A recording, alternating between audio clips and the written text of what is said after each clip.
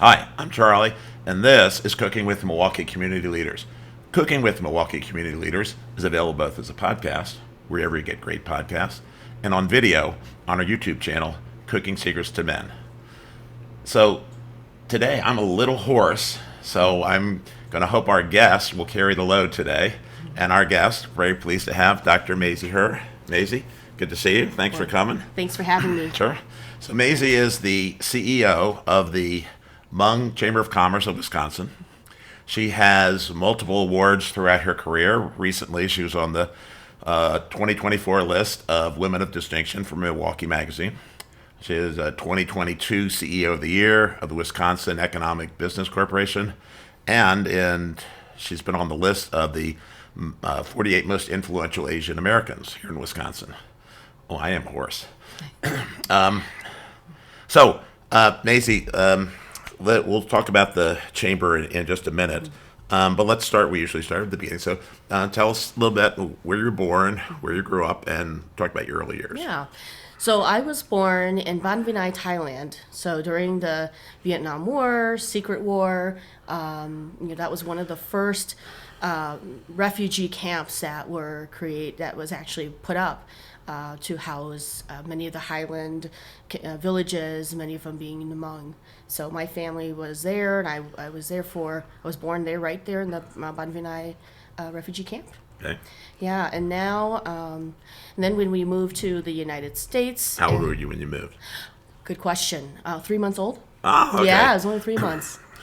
So you spent all of 3 months in Thailand. Yes. Okay. No memories, of course. So you move here, and then talk about your early growing up years here. Sure.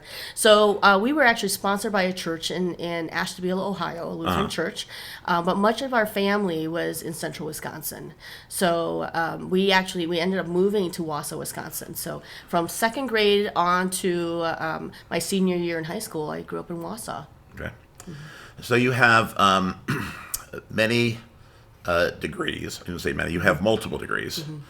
Many would connotate about 20.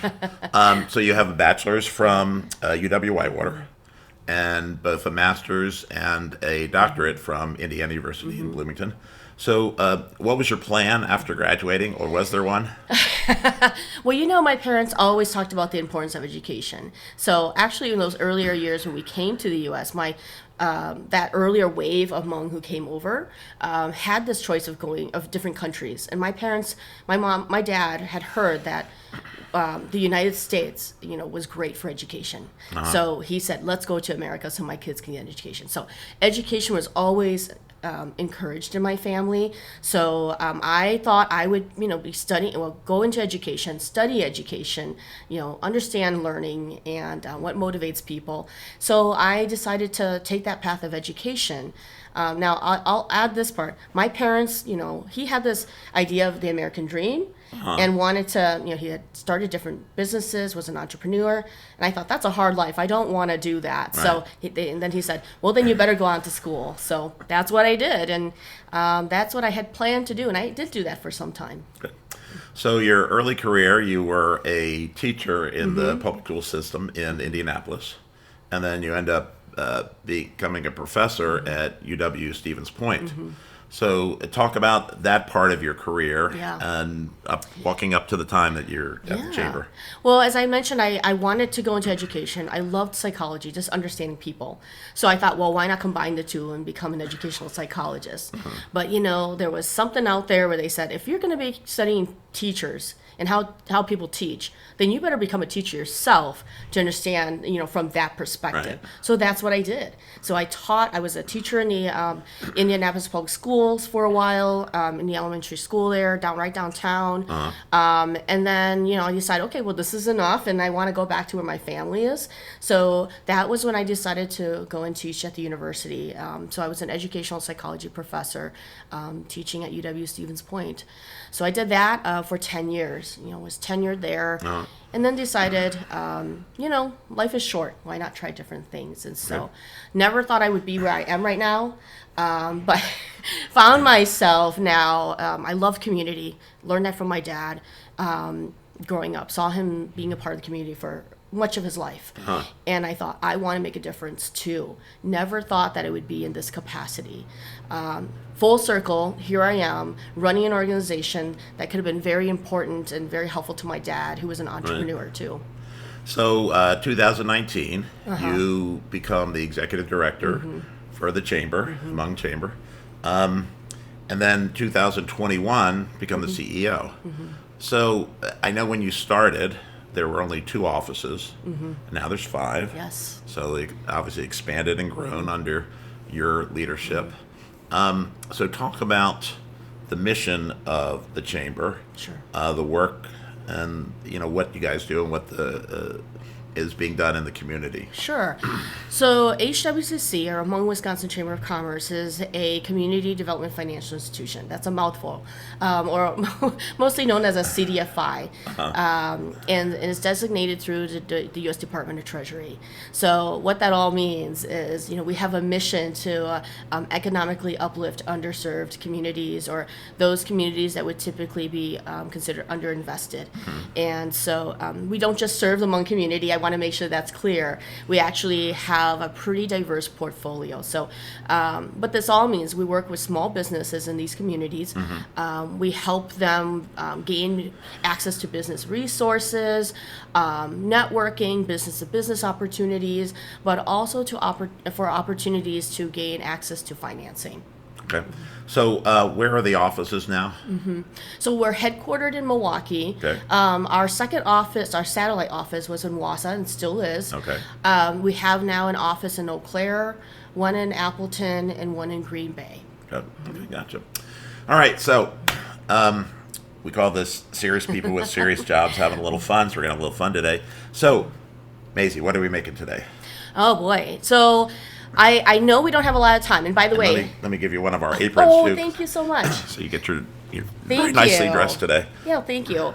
Well, this was perfect for me. You don't know this, but I love to cook. Good. So for me, it's a form of therapy. I love to eat, so it's a good match. It is a great match. It's a great match.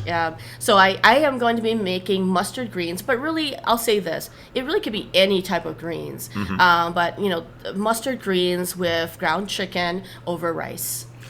Well, I love working with ground chicken because I don't have any scientific basis for this, but it seems to absorb flavor Yes. much better than ground beef. I mean, to me, it does. And I've used mustard greens a lot, mostly frozen. There's a pasta dish I make with it, but I love mustard greens because it's got a little bitterness to Yes. it, and it just accentuates Yeah. the rest of the dish. So great. Yeah. All right, so we're Yeah. making some chicken with mustard greens. We've done a little bit of prep work. Boy, am I hoarse.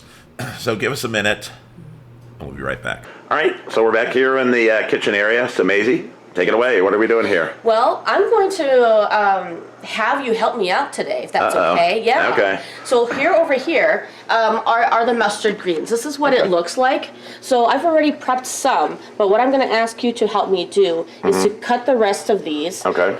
Maybe cut some of the ends off. But I've already washed them all, so it looks like this. Right. And so you want to cut them into 1-inch pieces, kind of like the ones that you see over here. Okay. Okay. What I like to do is I like to separate the stems from the leaves.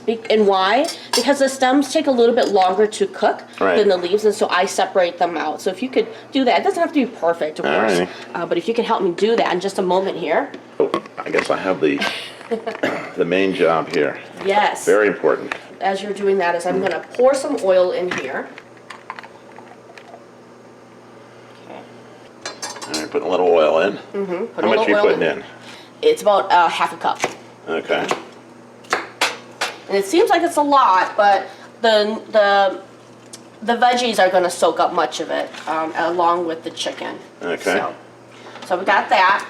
I'm also going to throw in at the same time I'm going to throw in the minced garlic.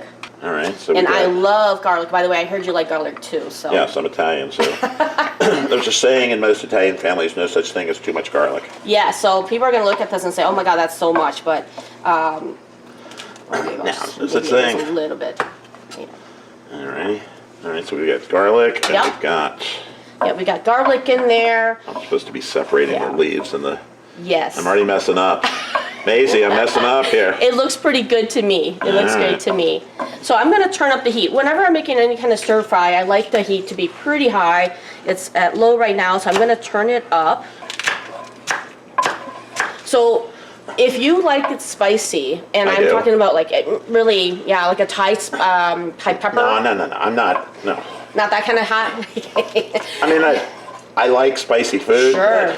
Yeah. You know, someone's 5 is another person's 2. Yes, that's right. Yeah. So I'm mid. Yes. Well, you know, that's I have friends who can where they think black pepper is really hot. So No, that's not me. to each their own. Each their own. If I were throwing in peppers at home, I'm making for my own family, for myself, I would probably throw in some chopped Thai red peppers in there during the same time that I'm putting the. Are you putting in any? So nothing right now, other than the minced garlic. We're gonna put some in. No, I'm not going to put it in today. Oh, sorry. All right. However, Help me be hoarse, or help my hoarseness. I did bring, I know this is to each their own again, I did bring some sriracha or garlic chili sauce. So that was my substitute for today. Oh, I love sriracha. Yes. So I did bring some so you could splash some on there after the dish is prepared. Oh my goodness, this is beautiful. Look at that. Oh, got more here. Yes. Yep, got a little more. All right. Okay. Great. Okay, now I hear the sizzling. So what we don't want is we don't want it to burn. So I'm going to turn it down a little bit because this is a wholly amazing. Garlic does cook quickly. Yes. All right, so we've got some ground chicken. Yeah, we got ground chicken. Putting in a little more chicken.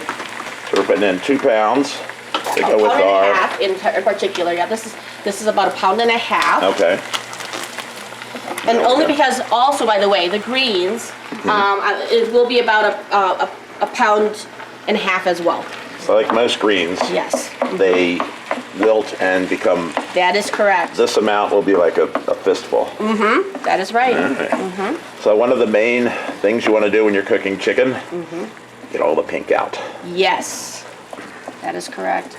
And this is one of those dishes. I mean, there are certain dishes, Charlie, where you can only make it with certain types of meats for it to taste right. This is not one of them. I feel like this dish is very forgiving. Yeah. I've tried it with ground pork, ground chicken, or just sliced ground turkey. Today we're making it with chicken. And by the way, bacon. Bacon is really good. If you want to use that instead too. That's another one of those rules. No such thing as too much bacon. Never too much bacon. Yes. So really, anything. Mustard greens are very popular with the Hmong, and so there's a sense of soul. It's a bit of a soul food in the Hmong culture. All right, so putting in some salt. Yeah, I'm gonna put in some salt. Alrighty. What's that? About a teaspoon? Yeah, this is a 1/2 teaspoon, but I will probably put about a teaspoon. Yes. Yeah, this is. I think the audience is getting restless out there. They're ready for some food. All right, so we've got a pile of greens here. We do. And I think the chicken's about ready. Maybe a little bit longer. And seeing pink. Yeah, it's pretty much ready. Good. Okay, so chicken's ready. Okay, chicken's ready. So what I'm going to do is I'm going to stick the stems in there. All right, stems first because they take longer to cook. That's right. All right. All right. Don't worry about it being perfect. Just whatever you can grab from the stems is perfectly fine. All right. Okay. And as we said earlier, like a lot of like most greens, it will shrink really fast. It may seem like a lot, but it'll shrink pretty quickly. So I like to kind of give it a good stir, but I should actually also give it a good stir. You can see it's starting to shrink already. Yeah. But I try not to stir it too much. That's what we have here. Yes. So I have a seasoning sauce, but really, I like this brand. But if you're going to just your local grocery store, I don't know if this one can be found in the International Asian Food section, but it should be. You should be able to still find some sort of seasoning sauce or soy sauce. Okay. Yeah, and that should be just fine. So I'm gonna put about a couple tablespoons of this in here. Okay. Couple tablespoons seasoning. Seasoning sauce or soy sauce. Yeah, it's got a little consistency of soy sauce. Yes. Okay.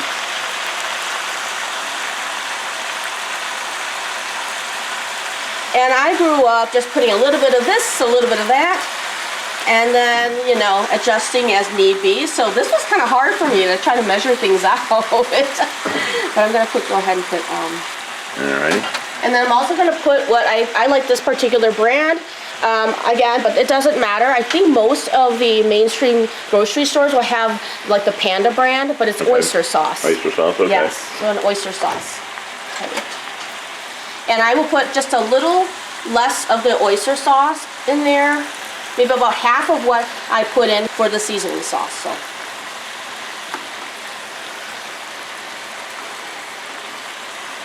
All right. Okay. Is that how much? About 2 tablespoons. Okay, 2 tablespoons Yeah, about 2 oyster tablespoons. sauce.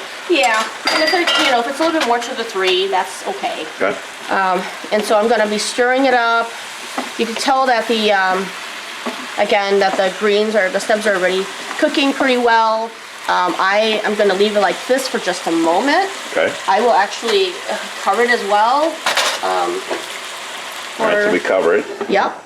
But this is one of those you'll want to keep an eye on because you don't want it, timing is everything. You don't want the greens to become too, you know, dark green. Right. You want it to have this vibrant kind of green. That color. Mm-hmm. To maintain that as much as possible. Okay.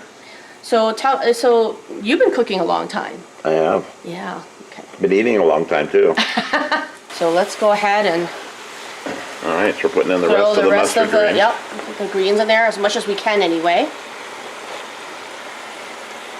And again, it seems like it's a lot, No, it'll cook but down. it'll cook fast. We'll just put whatever we can. Yeah. So you have to kind of look for mustard greens. They're not Yeah. always obvious Right. in the salad section, but Right. it's there. It's there. And you know, if it's easier to find like a bok choy or something, that works too. Okay. Yeah. And some people have asked, you know, why do you cut it this way? You know, growing up, I grew up with my mom teaching me how to cut these greens in the Right. long way. But when I lived with my mother-in-law for that short period of time, she preferred it this way. So I've taken to it, and now I cut them into about 1-inch pieces. Okay. So we don't cover it now. I should. Okay. So, but because, let's see, let's go ahead and cover it. Just so it starts to wilt a little bit. All right. And we also have, well, this will be served over rice. Yes. Okay. All right. I mean, you know, I've never had it with noodles, but I can't imagine it would taste bad at all. But I usually have it right over rice. Good. Okay. All right. So we're gonna finish this, and we're going to go ahead and put it together. Yes, And I think we have to taste it, don't you? we sure do. All right. We sure All right. So give us a minute. Okay. We're gonna finish up here, and we'll be right back. All right, we're back. And I'm still hoarse. All right, so, Maysee, tell us what we got here. Well, we have now completed the mustard greens with ground chicken over rice. And I give myself a little extra sauce. And I love sriracha. So Yes. I'm going to put a little sriracha on. Yes. I'm sure it's delicious, but Yes, I'm the same way. we go. I'm going to do the very same thing. all right. Yes, great. Napkin in my lap since my wife is sitting right in front of me. Eli, you sure you don't want some? Do you want us to find you a banana or something? No bananas. All right. Eli's not eating. That's right. So, all right, let's give her a taste. All right. I put extra juice on so it's soak I up in love the rice. that. Yes. And this is one. The long pieces of mustard green is what I didn't cut. I mean, because I should have cut it, but I didn't get it all cut. So What do you think, Charlie? love it. I do love. I love mustard greens. We used it in a pasta dish, and we used it in salad. I like the contrast to the chicken. It just Yes. works. It does. Yeah.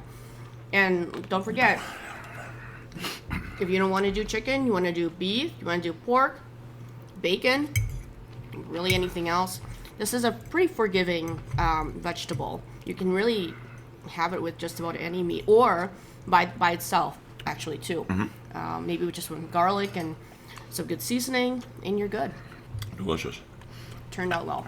I have to watch my table manners because my wife's sitting right there. And says, Well, you know, and I was saying earlier too that this is one of those mustard green is very part of soul food for the Hmong community, you know, for Hmong individuals, and so when I have this, it's for me it brings me back to the times when I was growing up and having mustard greens, whether it's in a broth, you know, with meat, Well, or fried like this. a lot of people who've come on the show have cooked dishes that bring them back to their childhood, bring them back to their grandmother whipping Yes. up something, and they just remember that smell wafting through the house.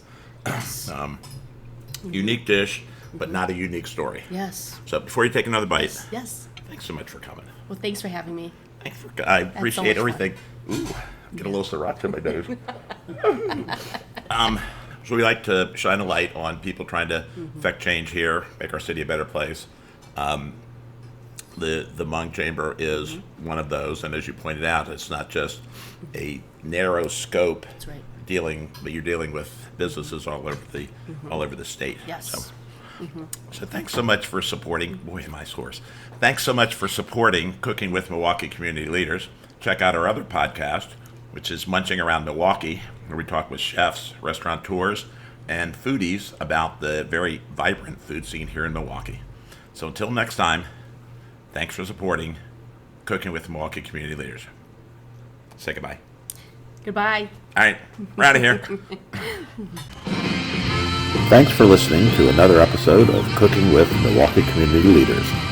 Cooking with Milwaukee Community Leaders is brought to you by Cooking Secrets for Men, LLC, and was recorded in the 3rd Ward in Milwaukee, Wisconsin.